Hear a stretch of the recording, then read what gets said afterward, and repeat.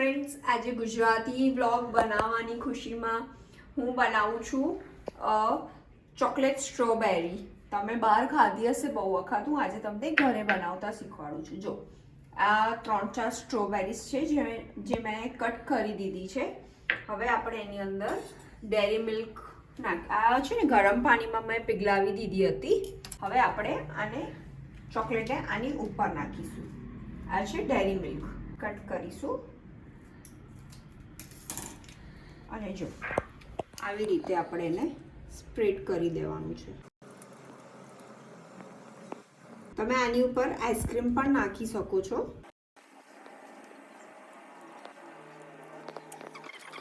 કેટલું સરસ લાગે છે, હું તમને ટેસ્ટ કરીને પણ બતાવું.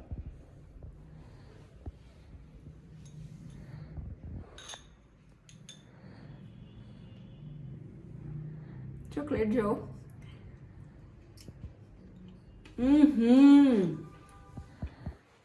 જરૂર ટ્રાય કરજો અને ટ્રાય કરીને મને ટેગ પણ કરજો અને મને કમેન્ટ્સમાં પણ કહેજો કે કેવું બન્યું છે. ડેફિનેટલી હું તમને ગેરંટી આપું છું, તમે આ બનાવશો ને તો મને યાદ કરશો જ. બહુ ટેસ્ટી છે. જાઓ અને તમે પણ બનાવો. અને હવે થઈ ગયો છે મારા વોકનો ટાઈમ, તો હું વોક પર જઈશ. હવે તમને મળીશું નેક્સ્ટ વ્લોગમાં. ત્યાર સુધી શું કરવાનું છે?